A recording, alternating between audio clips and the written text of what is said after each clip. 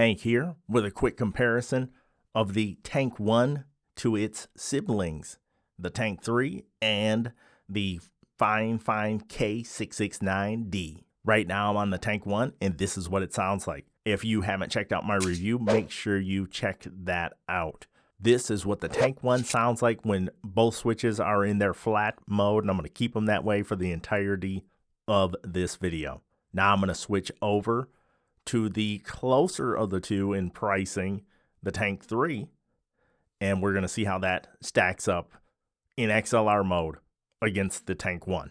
I forgot to mention that the Tank 1 comes in at $129.99 US, and this is the Tank 3, and boy, can I hear the difference already in my in-ear monitors. And it comes in at $79.99 US.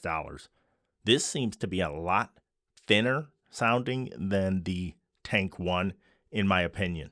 This does have some versatility compared to the Tank 1, as you can plug in a USB-C cable and plug it to a computer and use it that way, and it's got knobs on the side to control volume and headphone volume in USB mode, and a mute button on top in USB mode.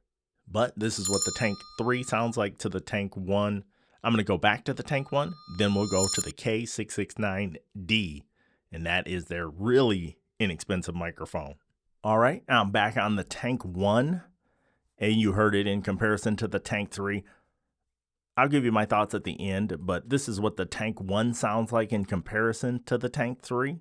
So just kind of keep note to yourself, and we'll go through it at the very end. Now I'm going to switch over to the K669D, and it is the microphone that pretty much put Fifine on the map. This mic is really hot, so I had to turn it way down to get even into the ballpark of the Tank 1. This is the K669D for dynamic, and this is the $36.99 US banger that Fifine came out with first that really put them on the map, in my opinion. This was the first time they ever came on my radar, was with this microphone. Because it was so inexpensive, other YouTubers kept telling me about it, and I had to try it for myself. I do think they sent me this version and the K669C version as well. How do you like the sound in comparison? I've always thought it was a pretty smooth sounding microphone. It's not going to be the bassiest, the biggest, the best, but at $36.99, it's hard to critique the build quality because it's super well built, or the sound, in my opinion. However, how does it sound in comparison to the Tank 1? That's what we're trying to get at. Is it worth getting the Tank 1 at $129.99, or would you just be just about as good with a $36.99 microphone? All right, I'm going to switch back to the Tank 1 and give you my final takeaways. All right, now I'm back on the Tank 1, and my thoughts are as follows. I don't think it's even close. I think the Tank 1 destroys both of the microphones.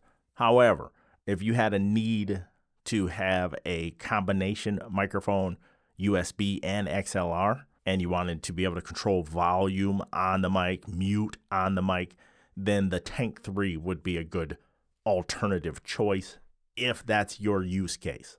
Or if you were on a super tight budget and you really didn't want to invest too much in a microphone, but you wanted to sound passable, good enough in quality, then I think the K669D would be fine.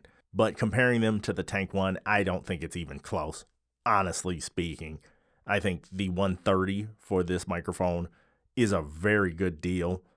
Even though this is only $37, I think it sounds like there's that much of a drastic difference between the two microphones, in my opinion. You may differ, so chime in the comments if you have a differing opinion. I think the overall tonality of the Tank 1 just lends itself much, much better to podcasting and live streaming. It just has a really smooth sound to it that I am inclined to say I like better than some of my other microphones in the similar price point or even above. But what do you think? Chime in the comments below. Is the Tank 1, is it just vastly superior like I think it is to these other two microphones?